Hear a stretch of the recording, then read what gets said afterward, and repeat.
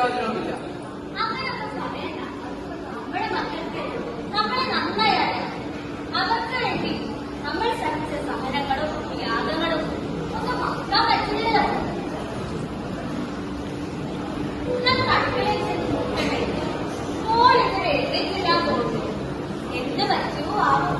വല്ല വയ്യാഴിയും ഉണ്ടായിരിക്കും. അങ്ങനെ തന്നെ എനിക്കും തോന്നുന്നു. കാരണം എല്ലാ ദിവസവും വെളുപ്പിന് 5 മണിക്ക് എഴുന്നേറ്റ് എല്ലാ ജോലിയും ചെയ്യുന്നതല്ലേ മോളെ. അതെ, ഇന്നലെ ജോലി കഴിഞ്ഞ് വരുമ്പോഴേ ഞാൻ ശ്രദ്ധിച്ചു. മുഖമൊക്കെ വല്ലാതിരിക്കുന്നുണ്ടായിരുന്നു. എന്തോ ഒരു വിഷമമുള്ളതുപോലെ. ഞാനും ശ്രദ്ധിച്ചു. എന്താ നീ ഒന്ന് അടുക്കളയിലേക്ക് ചെല്ലി. കുട്ടികൾക്ക് മധുബോധമുള്ളതല്ലേ, അവർക്ക് പോകണ്ടേ? അല്ല, കുട്ടികൾ എഴുന്നേറ്റോ ആവും. നിങ്ങൾ രാവിലെ തന്നെ എഴുന്നേറ്റ് നമ്മുടെ തോട്ടം. നമ്മുടെ തോട്ടമല്ല അത്, അതെന്റെ തോട്ടം. ഓ, ഒരേകം തോട്ടം. ആ, അവന് തന്നെ പൂക്കൾ കട്ടേണ്ടല്ല. പൂക്കളോ? അതെന്തിനാ? ഇന്ന് മാർഗദർശനമാണ്. അതുപോലെ ഇത് നമ്മുടെ ഇടവകയിലുള്ള അതുപോലെ ഡിപ്പാർട്ട്മെന്റ് കുടുംബസമിതിയിൽ ചേർന്ന് 70 വയസ്സിന് മേലെ കാണുന്ന എല്ലാ അപ്പന്മാരെ അമ്മമാരെ വിളിച്ച് ആദരിച്ച് ചടങ്ങ്. അതിനുവേണ്ടിയാണ് പൂക്കൾ എന്നാണ് മക്കൾ പറഞ്ഞത്. ആ, അത് ശരിയാ. അതൊരു നല്ല കാര്യമാണല്ലേ? അതെ, പ്രായം കഴിഞ്ഞ് ജോലിഭാരവും ഒക്കെ ഇറക്കി വെച്ച് വീട്ടിൽ സ്വസ്ഥമായി ഇരിക്കുമ്പോൾ ഒരു ബോറടിയാണ് നമ്മളിപ്പോൾ അനുഭവിച്ചു തുടങ്ങിയിട്ടുണ്ട്. വിവാഹ ജീവിതം മുതൽ മക്കളെ നല്ല നിലയിൽ എത്തിക്കുന്നത് വരെ മാതാപിതാക്കളുടെ ഓട്ടത്തിന് ഒരു വിശ്രമം ലഭിക്കുന്നത് അവരോട് കൂടെ ഇരുന്ന് അവരുടെ സമ്പത്തിൽ നിന്ന് ഉപജീവനം നടത്തുമ്പോഴാണ്. അതെ, കൊച്ചുമക്കളെ പഠിപ്പിച്ച് അവരെ വളർത്തി വലുതാൻ അവരെ മക്കളെ പോലെ ഇടപാടുകൾ പറഞ്ഞുകൊണ്ട് നമ്മുടെ ജീവിതം അവർക്ക് പങ്കുവെച്ചുകൊണ്ട് അവരെ വ്യക്തിത്വമുള്ളവരും സഭയ്ക്കും സമൂഹത്തിനും നല്ല മക്കളാക്കി വളർത്തിയെടുക്കുമ്പോഴാണ് നമ്മുടെ ദൗത്യം പൂർത്തിയാകുന്നത്. അതെ, അതൊരു സന്തോഷമാണ്. അത് അനുഭവിച്ച് തന്നെ അറിയണം. ഇന്ന് നമുക്ക് ലഭിച്ചുകൊണ്ടിരിക്കുന്ന ഈ സന്തോഷത്തിനും സമാധാനത്തിനും ഈ നല്ല ജീവിതത്തിനും ദൈവത്തിന് എത്ര നന്ദി പറഞ്ഞാൽ അറിയാവുന്നത്. അതെ, നമ്മൾ നമ്മുടെ മകനെ ചെറുപ്പം മുതലേ ദൈവത്തിന് പ്രിയപ്പെട്ടവനാക്കി വളർത്തി. ദൈവത്തിന്റെ അനുഗ്രഹത്താൽ അവൻ മാതാപിതാക്കളെ സ്നേഹിക്കുന്ന മകനായി വളർന്നു. അതാണ് നമുക്ക് ദൈവം നൽകിയ ബുദ്ധി. എങ്ങോട്ടാ രണ്ടുപേരും കൂടി?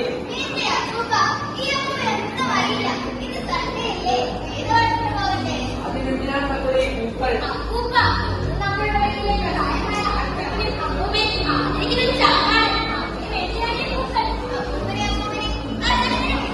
അതെങ്ങനെ വിളിക്കുക?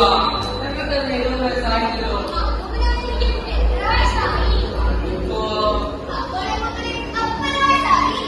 എനിക്കെന്റെ വയസ്സായി.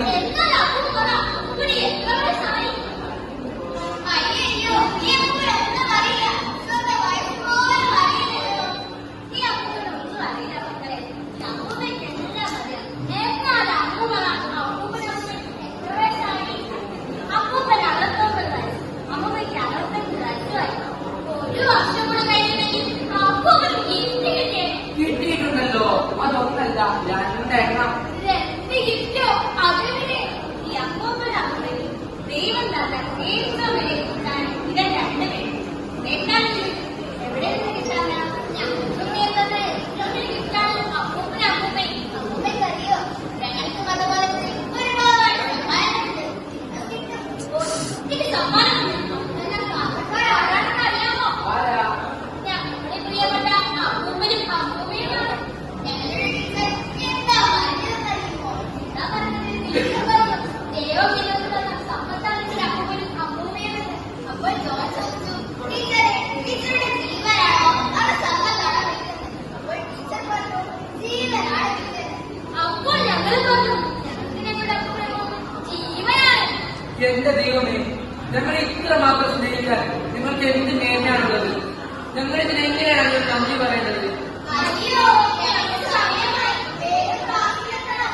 നിന്റെ മക്കളെ ഇതൊന്നും കഴിച്ചില്ലല്ലോ. നീ കഴിച്ചിട്ട് പോ. എന്റെ അമ്മൂമ്മ അസംബ്ലി കുട്ടിക്ക് പോകില്ലേ? തുടക്കത്തിലെത്തിയില്ലെങ്കിൽ ഒന്നും തന്നെ മനസ്സിലാകില്ല. എന്റെ അമ്മൂമ്മ ലേറ്റായ നമ്മുടെ പുതിയ അച്ഛൻ ജീവനോട്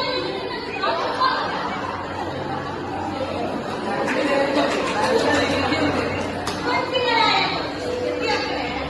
വൃത്തി മാത്രമല്ലല്ലോ, നല്ലതാ.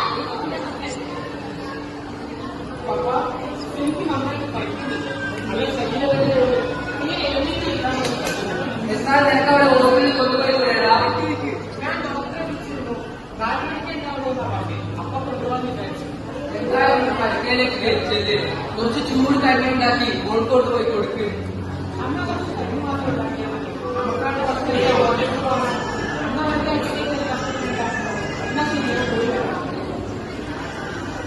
അപ്പൊ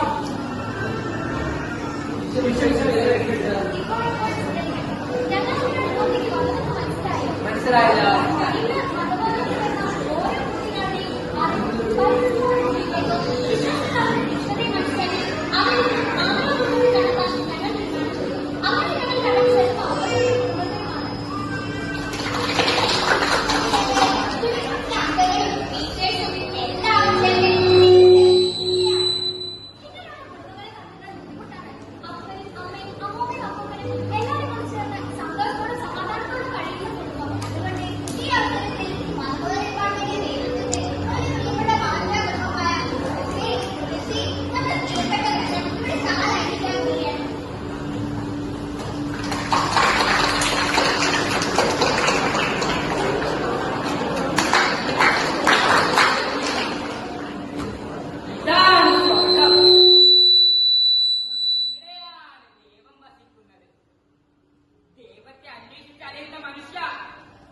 കൺമുൻപിലുള്ള ദൈവത്തെ നീ ഉപേക്ഷിക്കുന്നുവോ?